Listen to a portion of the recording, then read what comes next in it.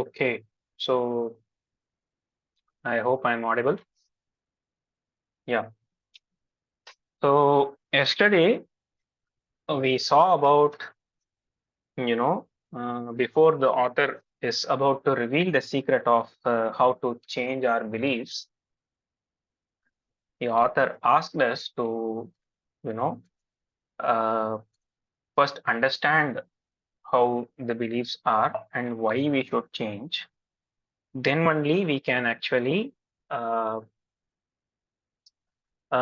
the if we do the exercise of changing our belief, it will work properly. So the author gave us a brief nature of the beliefs and how we are, very much wired with our beliefs. And the author also said that our beliefs are all given to us externally. Uh, we are we have no clue that we got belief. But the more importantly, the author went a little bit deeper on how a small action and an association with the result from our physical world of language, we have a concept. So the minute someone, so if we tell this life is wonderful, that is a concept, that becomes a belief because we project it in our future. And that is more of a positive energy. And if we tell life isn't fair, that it becomes a negative energy which we project into our future, right? So, and the important thing is, we all know that if we have a problem with eyes or ears, we will be able to, uh, you know, if we have if we know what is the function of these things, we will know, right? But what is the function of belief, we won't know. And but actually everything we are keeping on projecting our belief into the future, right? And even though your belief and my belief, uh, the intensity of that belief will be different, but the behavior of that particular belief, there will be some commonalities. So if you and me, both of us, think that life is wonderful, we might look at everything in a positive manner, but how much impact that will create for each person might be different. But the behavior, there will be some commonalities, right? And author also says that the beliefs manage our perception and interpret it, and how we interpret the environment, and we create some expectations, and we project it into the future, right? And we basically behave in some way which is consistent with our beliefs, and how we how our beliefs are, that is how our actions will be, our results also will be. So now for that, the author also gave a story of how uh, a person was giving free money, and most of them did not even go near him because they believed that there is no such thing as free money. However, a beggar went and asked for a quarter, and he got the quarter, although he could have got more, but that is his belief. And another person who knew that there is no such thing as free money, but still they paused that belief for a moment and simply gave it a shot. And they asked for $10, and the person gave him $10. And obviously, the third category of people would have felt joy. And what would have happened if somebody else came up to them and said that you could have asked for $100, then also you could have got it? At that time, they will get a negatively charged state of regretting of missing out, right? So this is the author is trying to tell, we are all behaving based on our belief, right? So whether to ask, whether to not ask, whether how much to ask, and all these things, we have some belief, right?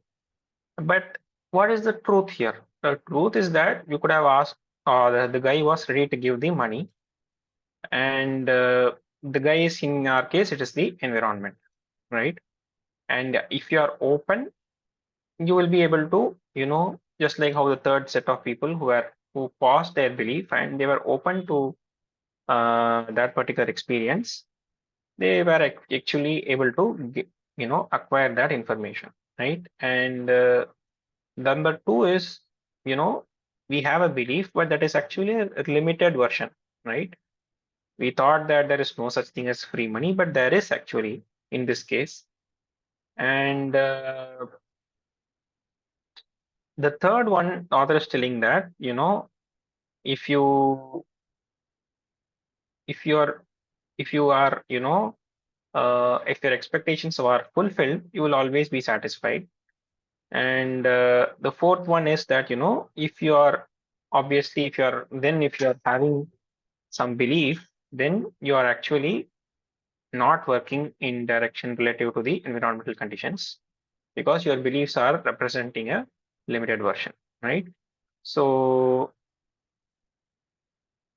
in this case, so now the author is telling you have these four things, right? Basically, environment is random and express itself in any number of ways, and if you are open, you will be able to understand. And the other one is, as another thing, like, whatever you have belief, that is actually a limited version of what could happen.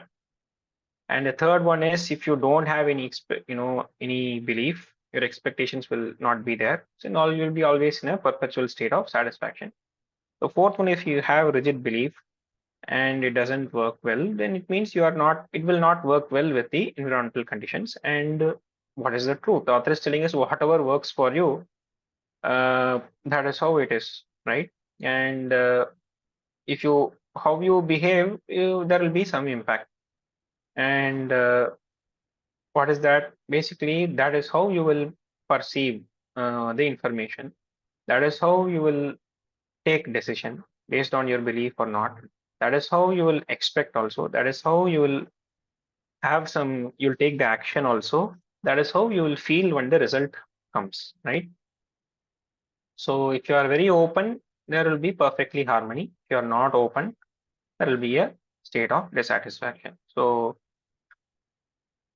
yeah, so with this, we ended the previous day's chapter. Today we'll see the impact of beliefs on trading. Basically, we have some belief and what is going to be the impact, right? So because of the belief, what is the cost we are going to pay because of our internal beliefs, that is the internal expectations which we have. If the external environment can express itself in an infinite combination of ways, then there is really no limit to the number and types of beliefs available to be acquired about the nature of our existence. That is an elaborate way of saying that there is a lot out there to be learned about. Yet, to make a general observation about the nature of humanity, I would say that we certainly don't live our lives in a manner that is consistent with that statement. If it is true that it is possible to believe almost anything, then why are we always arguing and fighting with each other? Why isn't it all right for all of us to express our lives in a way that reflects what we learn to believe? Okay, so if in this paragraph, the author is telling that, if the external environment is having infinite combinations, then obviously will not be fighting, will not be trying to convince other person that whatever we are telling is the right thing. So although we may tell to us that we are agreeing, but we are actually not in alignment with that belief. So there has to be something behind our relentless attempt to convince others of the validity of our beliefs and to deny the validity of theirs. Consider that every conflict, from the smallest to the largest, from the least to the most significant, whether between individuals, cultures, societies, or nations, is always the result of conflicting beliefs. What characteristics of our beliefs make us intolerant of divergent beliefs? In some cases, We are so intolerant that we are willing to kill each other to get our point across. My personal theory is that beliefs are not only structured energy, but also energy that seems to be conscious, at least to the extent of having some degree of awareness. Otherwise, how can we account of our ability to recognize on the outside what is on the inside? How would we know our expectations are being fulfilled? How would we know when they are not? How would we know we are being confronted with information or circumstances that contradict what we believe? The only explanation I have is that each individual belief has to have some quality of either awareness or self awareness that causes it to function as it does. Okay. So the author is telling that, we are constantly, there must be something that, because we fight, we have wars going on, we are killing each other sometimes because we are intolerant. And the author is now telling that it is not just some structured energy, and but it is also seems to be conscious. That is, there is some degree of awareness that this is our belief. It's not like some blind energy which we have inside. It is something which we are aware of also, that belief that this is who I am, right? So beliefs are not only structured energy, but also energy seems to be conscious, and we have some amount of awareness about those beliefs. Otherwise, we cannot be able to recognize what is on the outside and what is on the inside, right? How will we know that this is being done? How will we know that uh, we are being confronted with something which is contradicting? And all these things, you have to have some amount of awareness or self-awareness. That is why it is basically behaving that way. The idea of energy that has some degree of awareness may be difficult for many of you to accept, but there are several observations we can make about our individual and collective natures that support the possibility. First, everyone wants to be believed. It doesn't matter what the belief is. The experience of being believed feels good.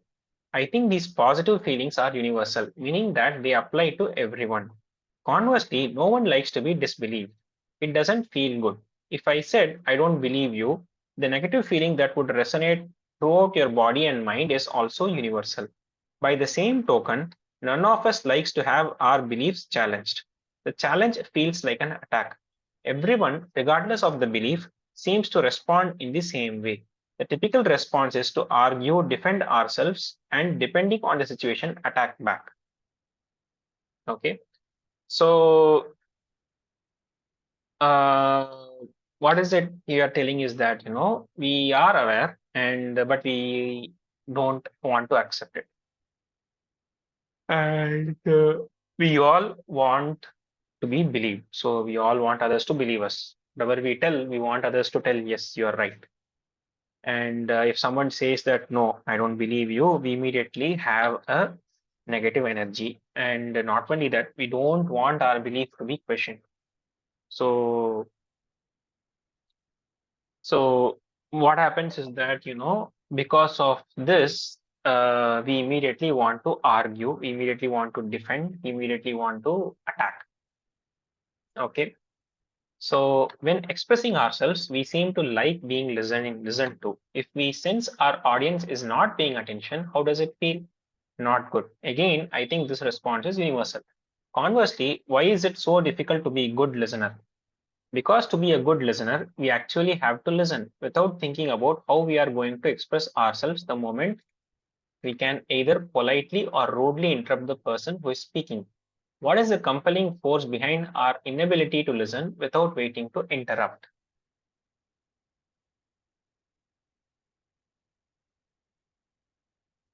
Okay. So when we are expressing, we actually want others to listen to us, right? And if they don't want to listen to us, we actually don't feel good, right? This is a universal response. We all want to be listened. We all want to be heard. And the opposite is that we also don't listen, right? And because it's very difficult, we don't want to listen. Uh, because to listen we have to actually listen, and to be a good listener we have to actually be listened, and without waiting to express our our what is it called, our belief, and either politely or rudely, and there is something which is pushing us to not to listen, and without waiting to interrupt. Okay, don't we like being with people with similar beliefs because it feels comfortable and secure? Don't we avoid people with dissimilar or conflicting beliefs because it feels uncomfortable or even threatening? The bottom line implication is the moment we acquire a belief, it seems to take on a life of its own, causing us to recognize and be attracted to its likeness and repelled by anything that is opposite or contradictory. Considering the vast number of divergent beliefs that exist, if these feelings of attraction or comfort and being repelled or threatened are universal, then each belief must somehow be conscious of its existence, and this conscious structured energy must behave in characteristic ways that are so common to all of us. So we don't want to listen, we want others to listen. Okay. And that is one of the reason why we like to be with people who are having our own belief, and whoever is going against with our belief, we don't like to be around them. And so what it is happening is that the minute we take a belief, it is actually taking a life, right?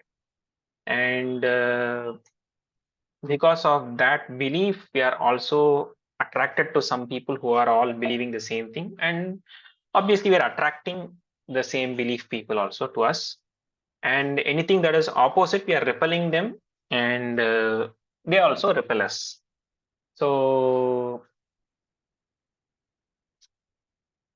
so much beliefs are there, and so many attraction, and so much repulsion is there, and so because of this belief must have some consciousness, right? And this thing must be having some characteristics. What is this belief? What is this thing called belief? Because so many people, so much behavior is having, right? We are, it is so predictable.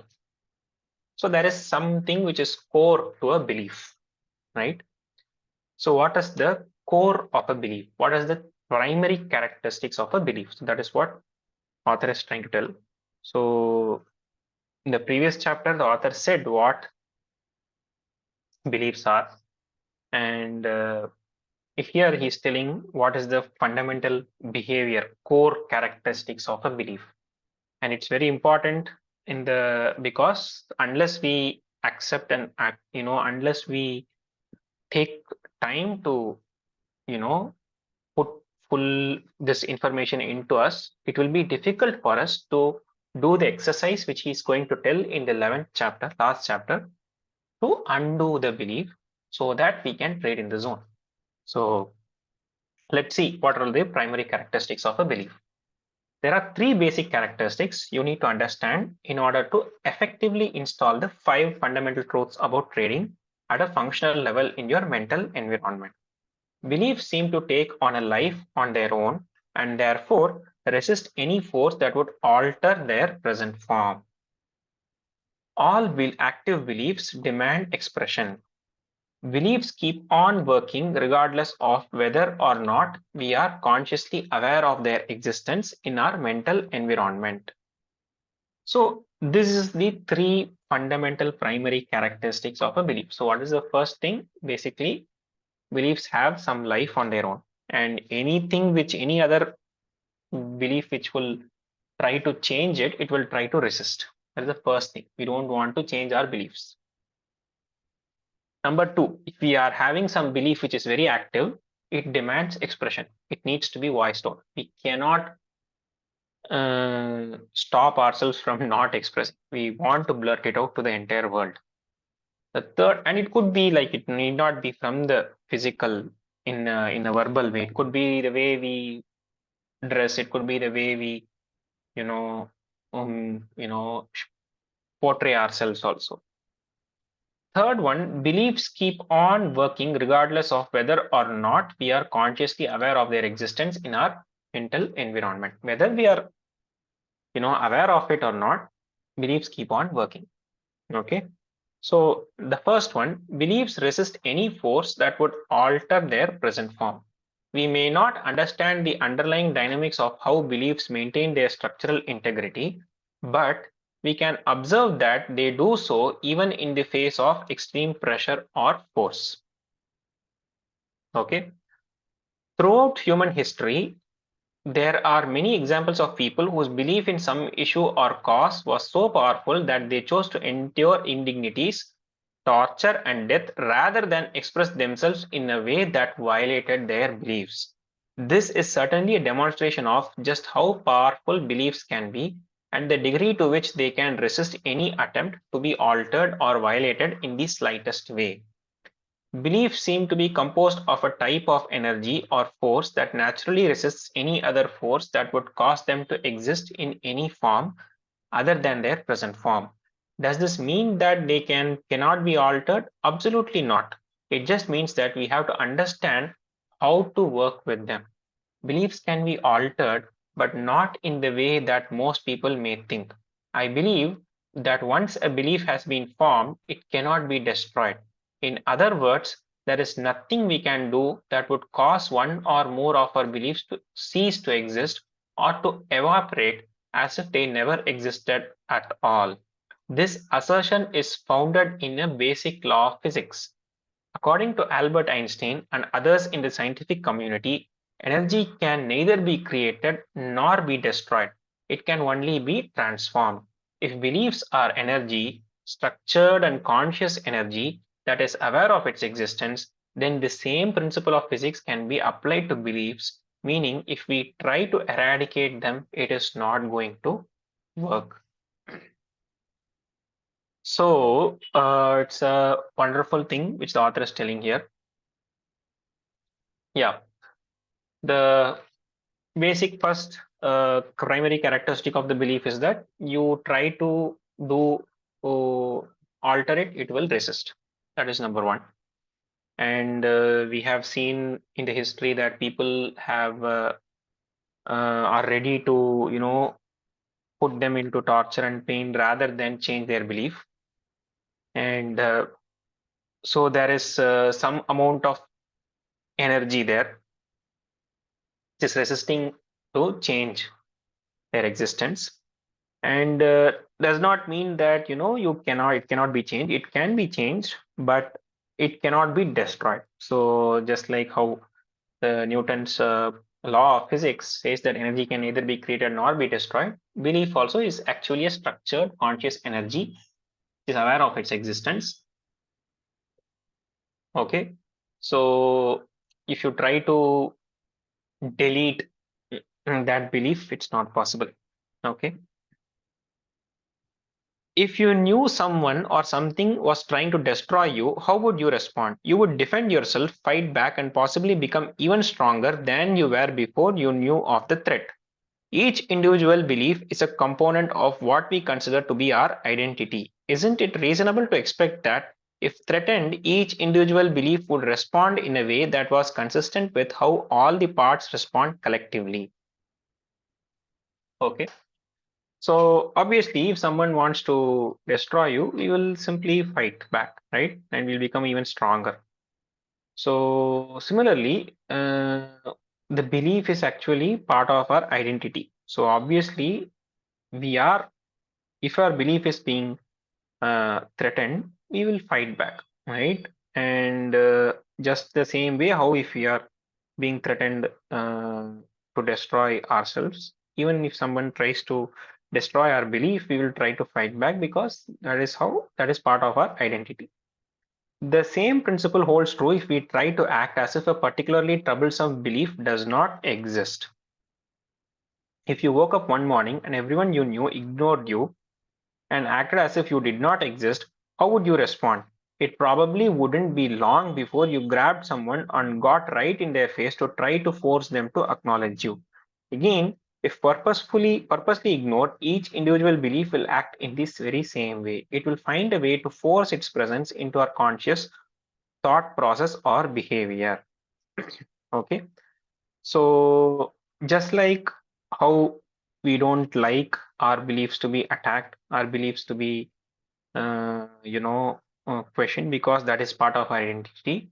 We also, uh, you know, don't like, uh, you know, some belief, like, which is basically troublesome for us, right? So if someone ignored us, he'll probably whom that we are there, but still they are ignoring us. They give us the silent treatment. We'll probably go and question them. Hey, why are you behaving this way or the other, right? The easiest and most effective way to work with our beliefs is to gently render them inactive or non-functional by drawing the energy out of them. I call this process deactivation.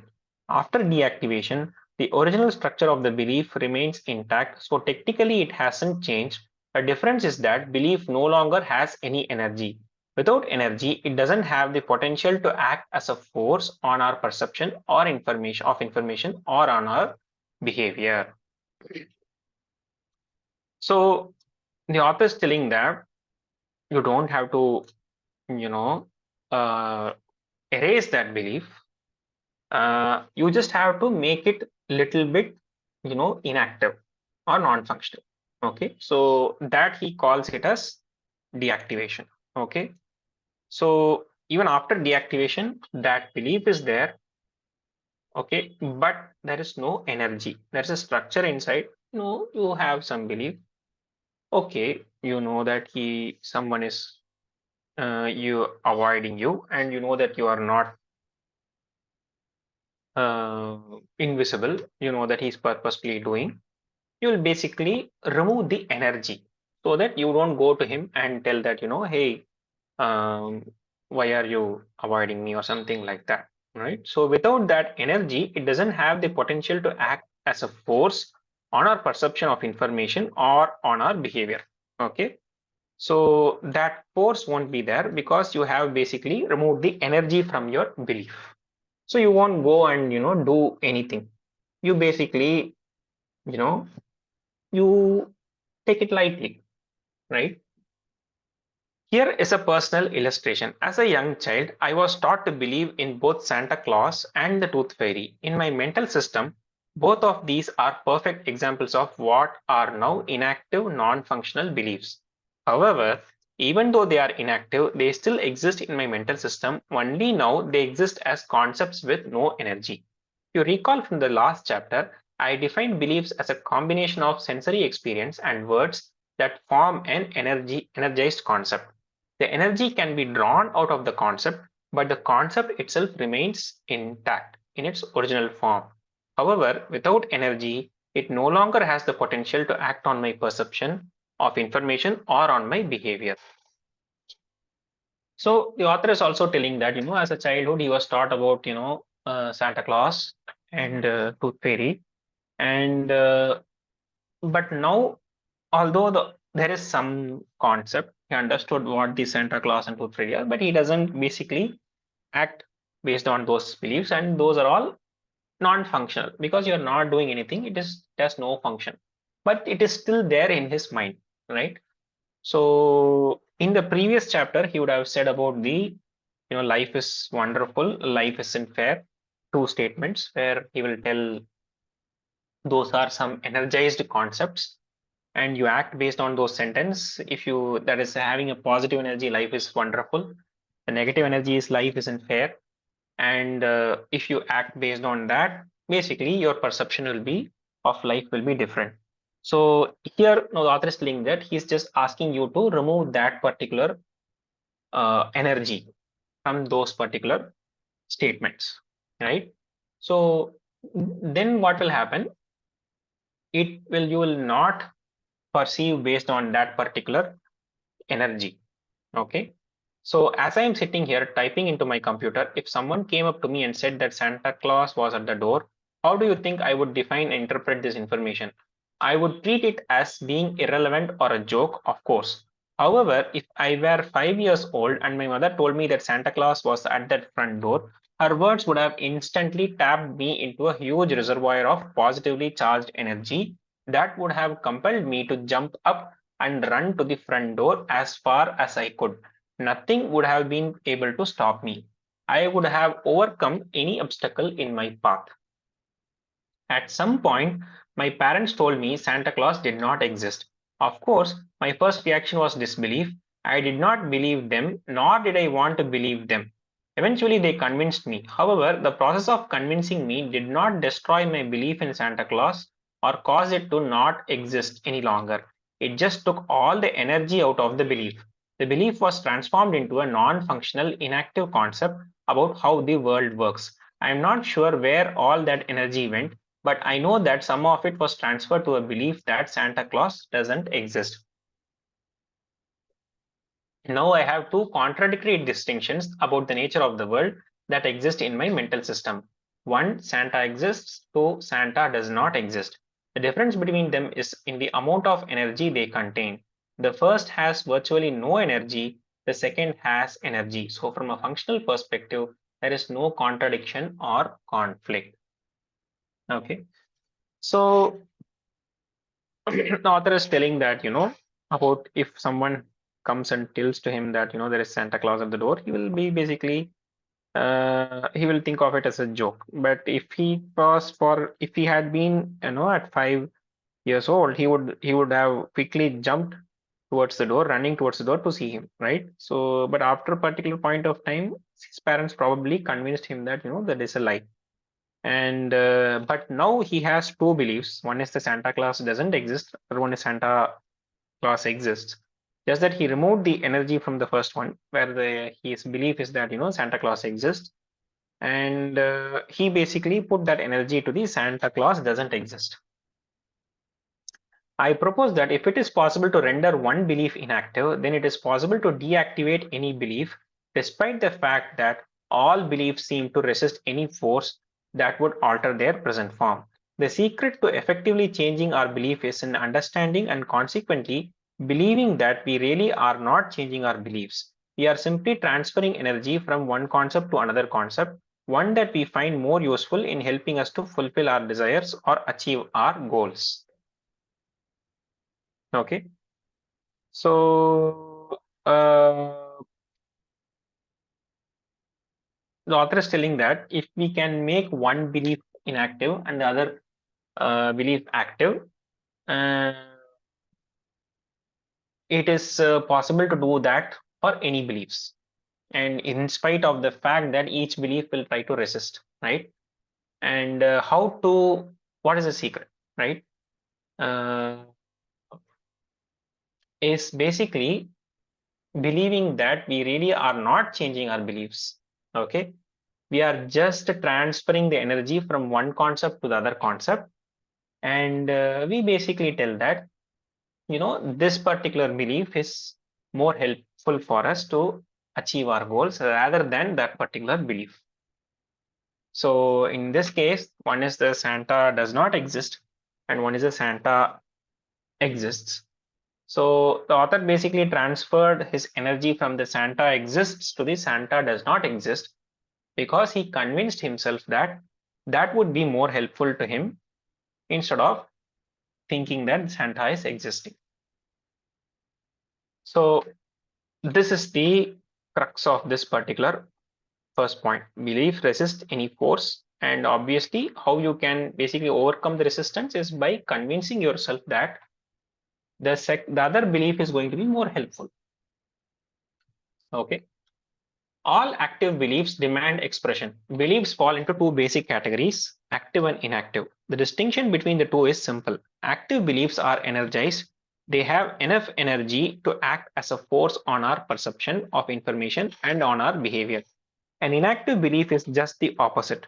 It is a belief that for any number of reasons no longer has energy or has so little energy that it is no longer able to act as a force on how we perceive information or how we express ourselves.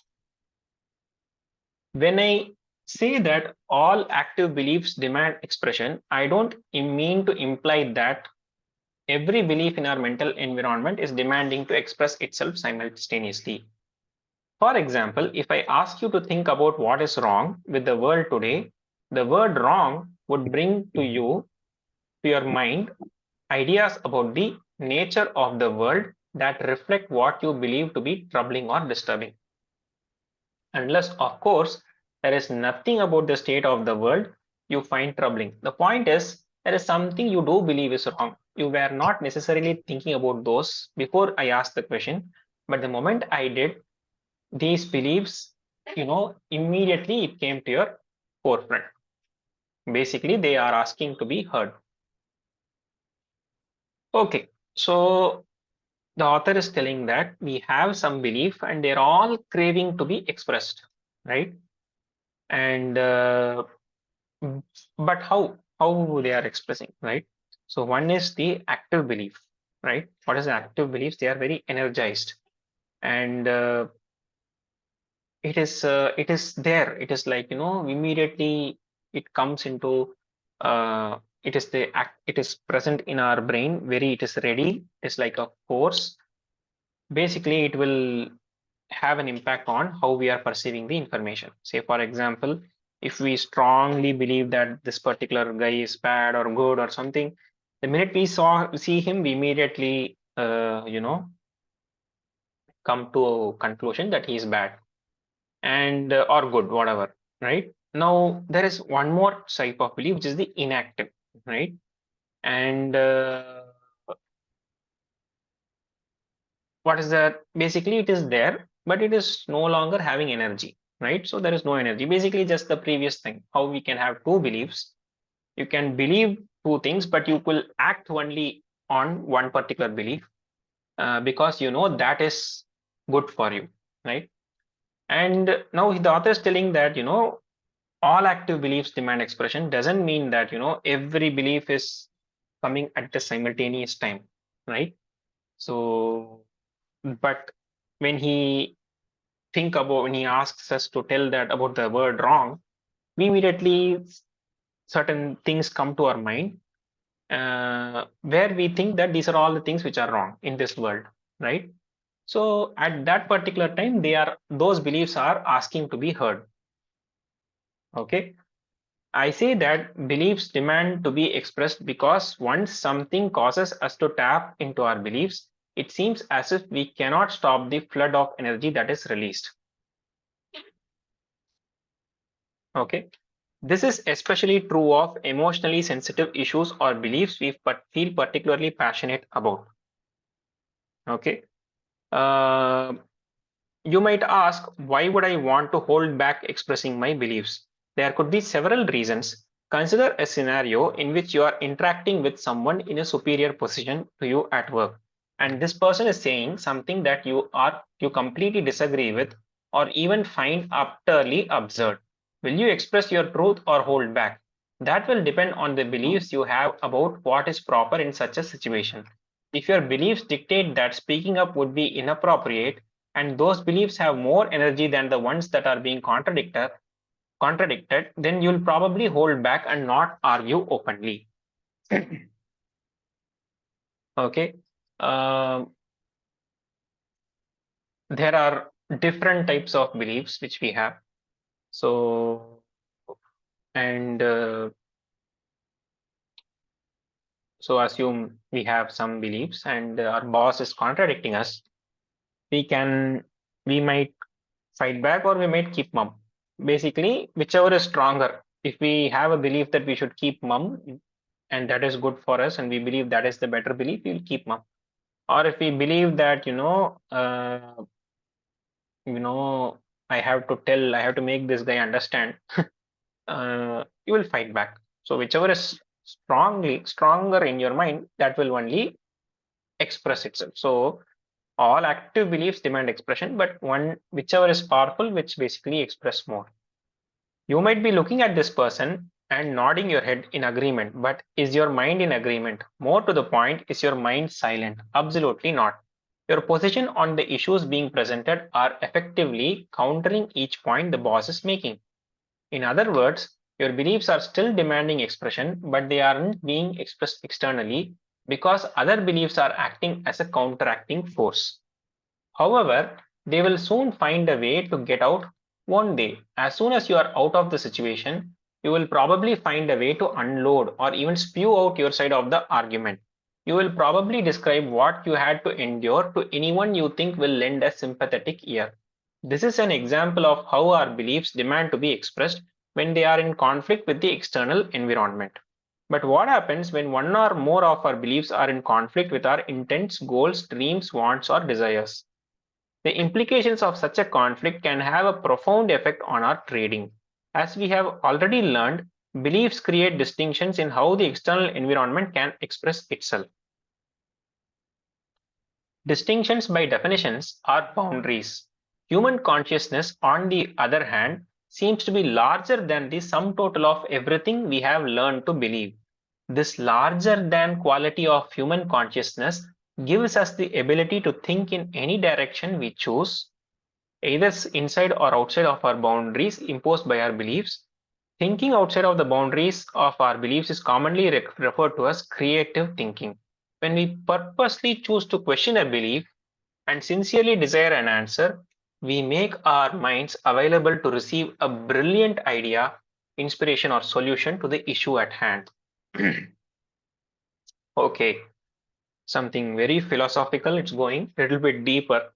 Uh, Basically, we will have some belief, and if our boss is telling, we might choose to fight back or we may choose to keep mum. We might simply nod our head, but obviously, we will basically, we will, it's not in agreement, right? Uh,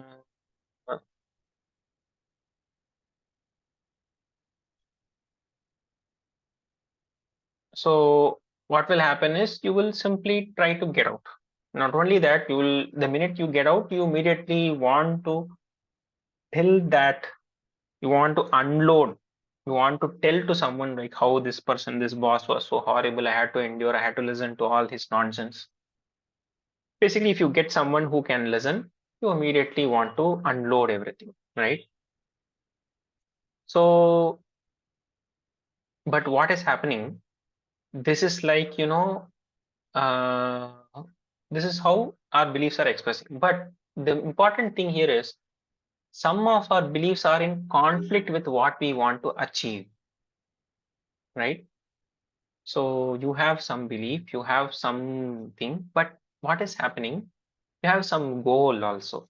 You have some dream, you want some desire, you have some intention, right? Now your belief is contradicting that. What is that? Basically, there is a profound, because of that, what is happening? There'll be a profound effect on our trading, right? And what is that? Basically, we have our beliefs and how it is actually creating distinction, right? And basically those beliefs are creating boundaries also, right? So but what is happening, our consciousness is actually larger, right? And although we have some belief, but our ability to, you know think is actually more than our belief, right? So as a result, what is happening, just like how that person who who was, in the previous chapter, there was one person who was giving the money, and the first set of people believed that there is no such thing as free money. The second guy, uh, was a beggar. He basically got only a quarter. But the third set of people, although they had the belief that there is so such thing as free money, they were curious, right? They were trying to think outside of that, right? As a result, they went and asked for, give me $10, and they got it, right? So that thinking outside of the boundaries of your belief, that is what is called as creative thinking. Okay. And when you question that particular belief, you become creative. You are basically making your mind available to a brilliant idea, right? It is an inspiration, it is a solution. Creativity, by definition, brings forth something that did not previously exist. When we put our minds into a creative thinking mode, we will receive ideas or thoughts that are outside of anything that already exists in our rational mind as a belief or memory. As far as I know, there is no consensus among artists, inventors, or the religious or scientific communities as to exactly where creatively generated information comes from. However, what I do know is that creativity seems to be limitless and without boundaries. So it is creativity which is making us be open to something which was not there in our brain previously. Okay. When you're creative, you basically are open for receiving ideas and thoughts and that are outside, that is not there in your rational mind. Okay. But how this creatively generated information, how this creativity comes, they're all fighting. So there is no unity amongst them. There's no consensus, right? But what the author is telling is that, creativity seems to be limitless and there are no boundaries. So when you're creative, you will keep on, you know, roaming, you will keep on be exploring for newer things. If there are any limits on the ways we can think, we certainly have not found them yet. Consider the staggering pace at which technology has developed in the last 50 years alone. Every intention or development in the evolution of humanity was born in the minds of people who are willing to think outside the boundaries dictated by what they had learned to believe. If all of us have the inherent ability to think creatively, and I believe that we do, then we also have the potential to encounter what I called a creative experience. I define a creative experience as the experience of anything new or outside the boundaries imposed by our beliefs. It could be a new sight, something we have never seen before, but from the environment's perspective was always there. Or we could experience a new sound, smell, taste, or touch. Creative experiences like creative thoughts, inspirations, hunches, and brilliant ideas can occur as a surprise or can be the result of our conscious direction. In either case, when we experience them, we can be confronted with a major psychological dilemma. A creative occurrence, whether in the form of a thought or an experience, can cause us to be attracted to or desire something that is in direct conflict with one or more of our beliefs. Okay, so the author says that creativity has no boundaries, and whole development in our technology has happened because people were ready to think outside of the boundaries compared to what they actually have already been knowing. Okay, so we all have that ability, and so as a result, if we have that ability to be creative, we have the ability to experience the creativity. So that is what the author calls as a creative experience, right? And so what is this creative experience? Basically something which is new and something which is outside your boundary, right? So it could be a new site, could be something you've never seen before, and but it was already there. So if you go to a new hill station or something, that is a new thing you have never seen. So that is a creative experience for you, but it was that particular place was already there. Or if you hear some new sound or a smell or a taste or a touch, right? So these are all creative things. So creative thoughts, creative inspirations, creative hunches, or creative brilliant ideas, you know, they are all the creative things which you get, right? But when you will get all these things, only when there is a confrontation, right? Only when you when you are comfortable in your own place, your own city. But if you want to experience a new hill station like Shimla, Kulu, Manali, you have to confront your belief. You have to push yourself. You have to move to that place, right? Only then you'll be able to experience that particular creative experience, right?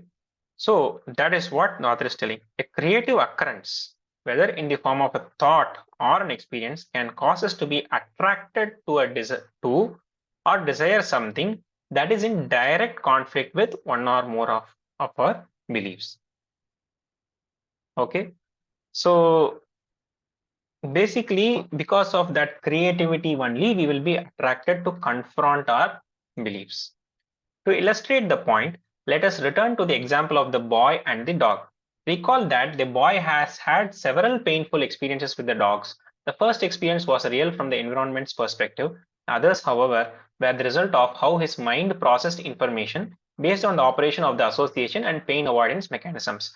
The end result is that he experiences fear every time he encounters a dog.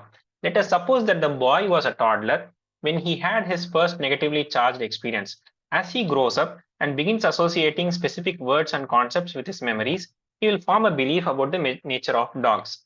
It would be reasonable to assume that he adopted a belief something like all dogs are dangerous. With the use of the word all, the boy's belief is structured in a way that assures that he will avoid all dogs. He has no reason to question this belief because every experience has confirmed and reinforced its validity. However, he is susceptible to a creative experience. Under normal circumstances, the boy will do everything possible to make sure he does not encounter a dog.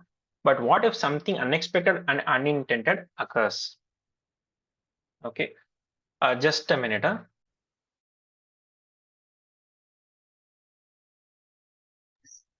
Okay, so sorry.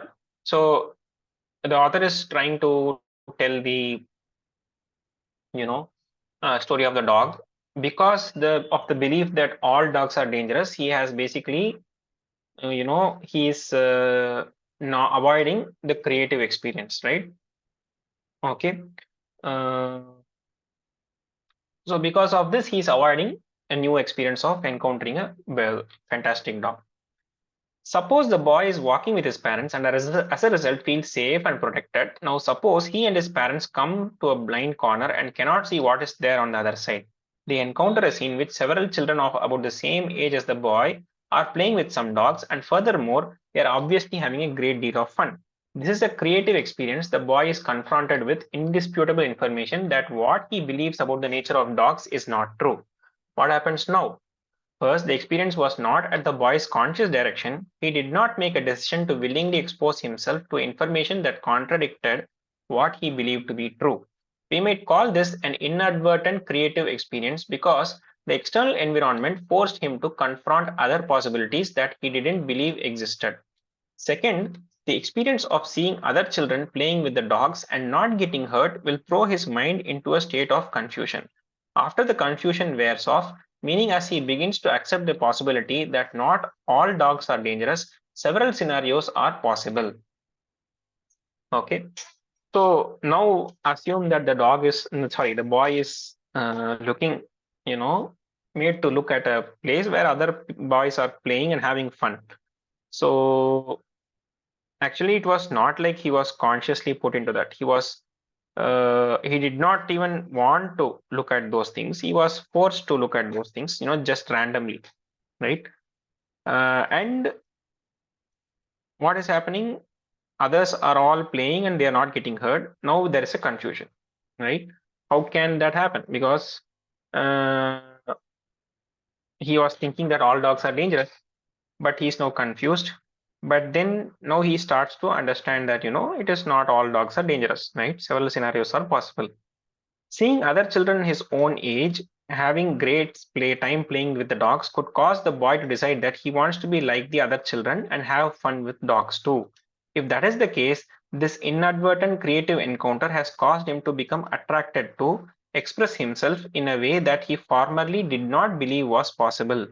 In fact, the notion was so impossible that it would not have even occurred to him to consider it. Now he not only considers, he desires it. Okay. Will he be able to express himself in a way that is consistent with his desire? The answer to this question is a matter of energy dynamics. There are two forces within the boy that are in direct conflict with each other, competing for expression. His belief that all dogs are dangerous and his desire to have fun and be like the other children. What he will do the next time he encounters a dog will be determined by which has more energy, his belief or his desire. Okay. So obviously he's like, it's very, very self-explanatory. So he has two beliefs. One is that, his belief that all dogs are dangerous, and the other one is that, he wants to have fun. So which is more powerful? So that will basically desire what he's going to do. Given the intensity of the energy in his belief that all dogs are dangerous, we can reasonably assume that this belief will have far more energy than his desire. If that is the case, then he will find his next encounter with a dog very frustrating. Even though he may want to touch or pet the dog, he'll find that he cannot interact with it in any way. The word all in his belief will act as a paralyzing force, preventing him from fulfilling his desire. He might be well aware of the fact that the dog he wants to pet is not dangerous and won't hurt him, but he won't be able to pet it until the balance of energy tips in favor of his desire. If the boy genuinely wants to interact with dogs, he will have to overcome his fear. This means that he will have to deactivate his belief that all dogs are dangerous so he can properly install a belief about dogs that is more consistent with his desire.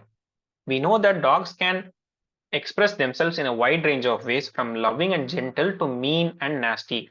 However, very few dogs on a percentage basis fall into the mean and nasty category. A good belief for the boy to adopt then would be something like most dogs are friendly, but some can be mean and nasty.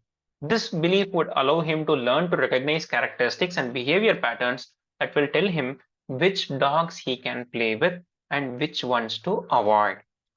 However, the larger issue is how can the boy deactivate the all in the belief that all dogs are dangerous so he can overcome his fear.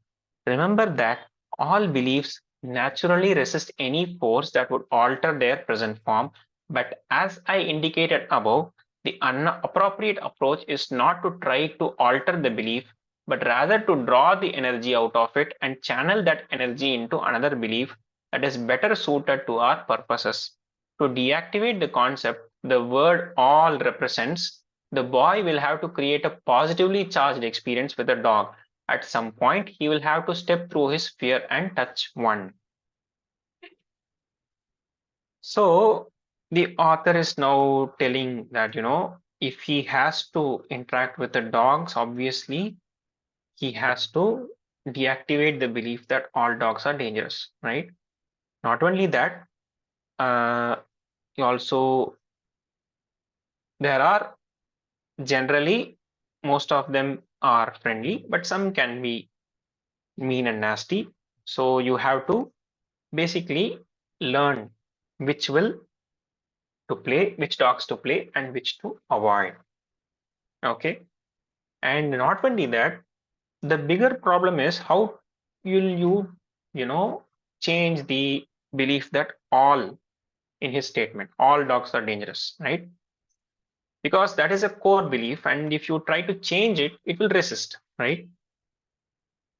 So the author is telling that don't try to change that belief, but rather than remove the energy from that belief, okay, and put it to some other energy. Okay, so how to remove the all, right? All you need to is the boy has to create a positively charged experience, right? At some point he will have to step through the sphere and touch one. Okay, so doing this might require a great deal of effort on the boy's part over a considerable amount of time. Early in the process, his new realization about dogs might be strong enough only to allow him to be in the presence of a dog at a distance and not run away. However, each encounter with a dog, even at a distance, that doesn't result in a negative outcome will draw more and more of the negative energy out of his belief that all dogs are dangerous. Eventually, each new positive experience will allow him to close the gap between himself and a dog little by little to the point that he can actually touch one.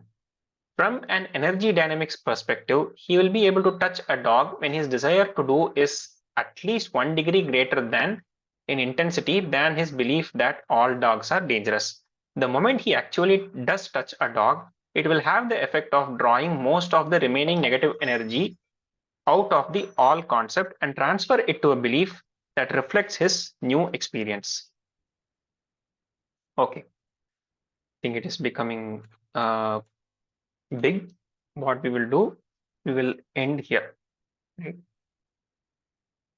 Uh,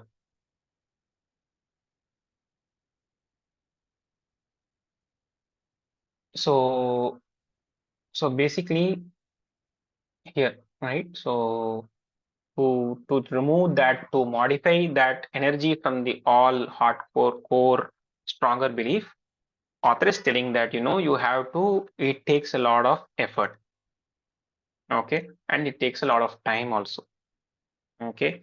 So basically we have to go step by step, okay. From an energy dynamics perspective, we will be able to he will be able to touch only if he actually, his intensity to desire is at least one intense 1 degree greater than his belief that all dogs are dangerous, right?